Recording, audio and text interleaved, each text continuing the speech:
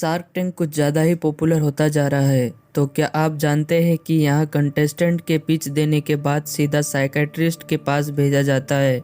लेकिन ऐसा क्यों? क्या आप जानते हैं कि शो में दिखाए गए डील जो कि रियल इंडिया।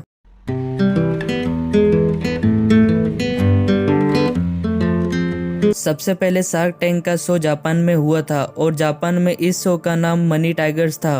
और ये शो जब यूके में हुआ था तब इस शो का नाम ड्रैगन्स डेन था।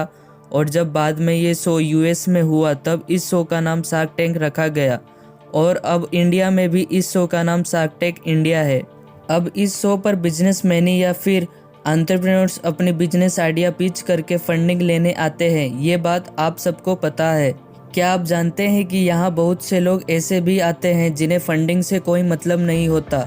वो सिर्फ अपनी फ्री मार्केटिंग और पब्लिसिटी करने आते हैं, क्योंकि यहाँ वो सिर्फ शार्क के सामने ही नहीं बल्कि पूरे इंडिया के सामने पिच कर रहे होते हैं। तो शार्क कन्विंस हो या ना हो, लेकिन पूरा देश कन्विंस हो ही जाता है।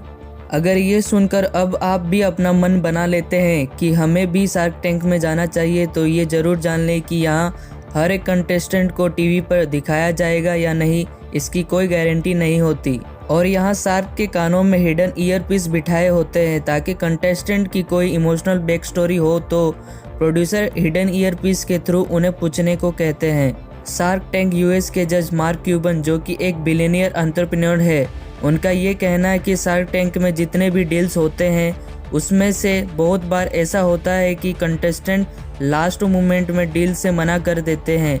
उनका ये भी कहना है कि entrepreneurs 90% of the time back out ही करते हैं। और वैसे ही कई बार ऐसा भी होता है की पिच कम से कम आधे घंटे से 1 घंटे की होती है, लेकिन वो पिच कंप्रेस करके हमें टीवी पर 8 से 10 मिनट की दिखाई जाती है, क्योंकि उसमें बहुत सारी चीज़ें बोरिंग और टॉप सीक्रेट्स होती हैं। हर एक कंटेस्टेंट जो इस शो पर पिच करने जाता है उसे अपनी पिच के बाद सीधा साइकियाट्रिस्ट के पास भेजा जाता है। और जो लोग शार्क टैंक देखते हैं उनको पता ही होगा कि यहाँ शार्क कंटेस्टेंट को कुछ भी बोलते हैं तो इससे लोगों का मोरल डाउन हो जाता है। कई लोग तो डिप्रेशन में भी चले जाते हैं, इसलिए उन्हें सीधा साइकियाट्रिस्ट के पास भेजा जाता है।